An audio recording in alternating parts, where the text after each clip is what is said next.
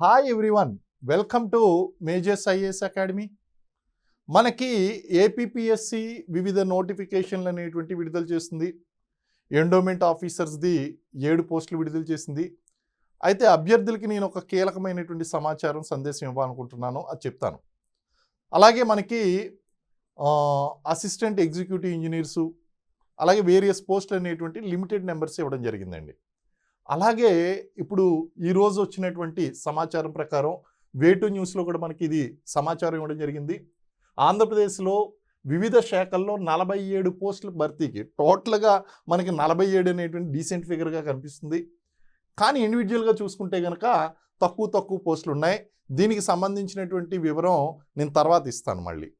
సరే, ఆ పోస్టులు ఏంటి అనేటువంటిది మనం చూద్దాం. మనకి assistant engineers in various engineering subordinate services 11 పోస్టులు ఇచ్చారు, డీసెంట్ అనుకోవాలి. Assistant motor vehicle inspector 1 post, అలాగే జూనియర్ ఆఫీస్ అసిస్టెంట్ జైల్ శాఖలో 1, అసిస్టెంట్ ఇన్స్పెక్టర్ ఆఫ్ ఫిషరీస్, ఇది మంచి పోస్ట్ అండి, అది 3 పోస్టులు.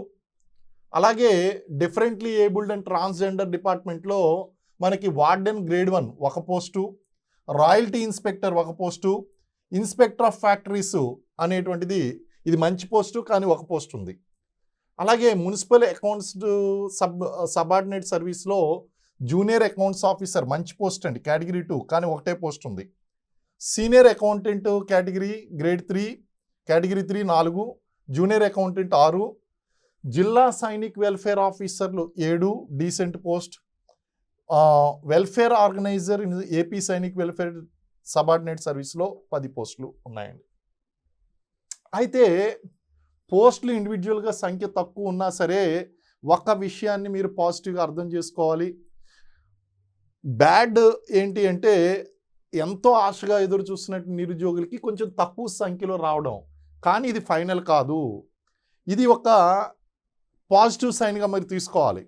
అభ్యర్థులకి నెమ్మదిగా నోటిఫికేషన్లు అనేటువంటివి ఒక్కొక్కటి క్లియర్ చేయడం అనేటువంటిది అవుతుంది.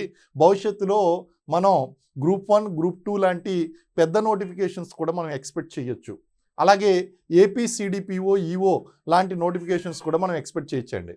అంటే అసలు ఏ పోస్టు లేకుండా ఉన్నటువంటి సిచ్యువేషన్ నుంచి ఇక మిగిలిపోయినటువంటి పోస్టులు, చిన్న పోస్టులు, అలాగే ఇమీడియట్గా గవర్నమెంట్కి అవసరమైనటువంటి పోస్టులు, ఇవన్నీ కూడా వేరియస్ మల్టిపుల్ నోటిఫికేషన్స్ పెండింగ్ ఉండిపోయినాయి కాబట్టి వాటిని ఫస్ట్ క్లియర్ చేసేస్తున్నారు.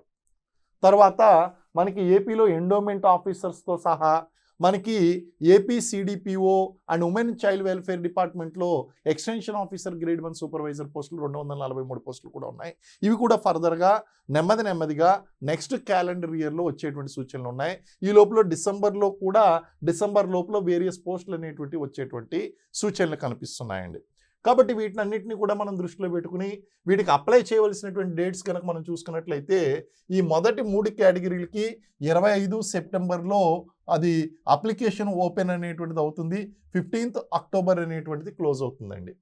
అలాగే మనకి assistant inspector of fisheries, warden, royalty inspector, inspector of factories పోస్టులకేమో 8th అక్టోబర్లో విండో ఓపెన్ అవుతుంది ఆన్లైన్ అప్లికేషన్కి, 28th అక్టోబర్కి క్లోజ్ అవుతుంది. Next AP municipal accounts subordinate సర్వీస్లోను జిల్లా సైనిక్ వెల్ఫేర్ ఆఫీసర్లు, welfare organiser AP Sainik welfare subordinate సర్వీస్లో ఉన్నటువంటి పోస్టులకి 9th అక్టోబర్ నుంచి ఆన్లైన్ అప్లికేషన్స్ అనేటువంటి ఓపెన్ అవుతాయి అండ్ 29th అక్టోబర్కి క్లోజ్ అవుతుందండి.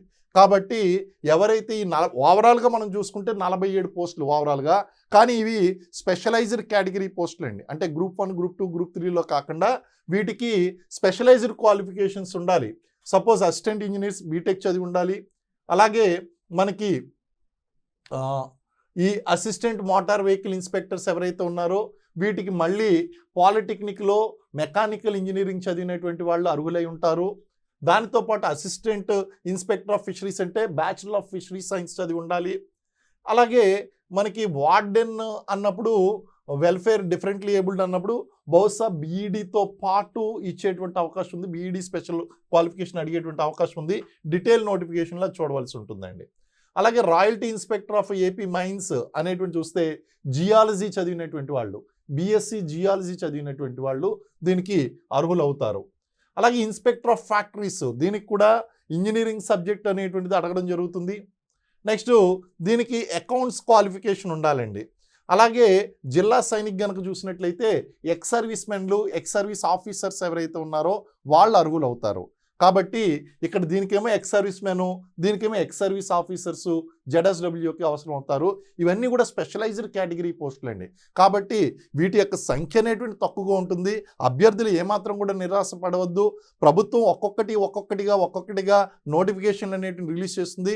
బల్క్ నోటిఫికేషన్స్ అనేటువంటివి కూడా వస్తాయి. ఇవేంటి అంటే స్పెషలైజ్డ్ క్వాలిఫికేషన్స్ ఉన్నటువంటి పోస్టులు ఇవి. కాబట్టి విడుదల చేశారు. అభ్యర్థులు ఈ విషయాన్ని సూచనని గమనించాలి. Don't disappoint your self, have a positive attitude. మీరు చదవడం ప్రారంభించండి, లాంగ్ టర్మ్లో ప్రిపేర్ అవ్వండి. అలాగే మీకు ఉన్నటువంటి హోప్ను కోల్పోవద్దు. కారణం ఏంటి అంటే ఏదో ఒక రోజు ఇలాగే సడన్గా నోటిఫికేషన్ అనేటువంటి రిలీజ్ చేయడం జరుగుతుంది. అప్పుడు మీరు సన్నద్ధంగా ఉండవలసినటువంటి అవసరం ఉందండి. కాబట్టి డోంట్ వరీ ఎట్ ఆల్. మీరు పోస్టులు తక్కువగా ఉన్నాయని కాకుండా మీకు ఏమాత్రం క్వాలిఫికేషన్ ఉన్నా సరే వీటికి అప్లై చేసుకోండి. ఫ్యూచర్లో మరిన్ని శాఖల్లో విడుదలవుతాయి, ఎక్కువ నెంబర్లో కూడా విడుదలవుతాయి. Don't worry. ఆల్రెడీ ప్రభుత్వం వివిధ శాఖల నుంచి ఇండెంట్ కోరికని ఫైనాన్స్ డిపార్ట్మెంట్ నుంచి క్లియరెన్స్ తీసుకోవడానికి ప్రయత్నిస్తుంది. నోటిఫికేషన్స్ అనేటువంటివి వరుసపెట్టి వచ్చేటువంటి సూచనలు కనిపిస్తున్నాయండి. Thank you very much and Jai Hind.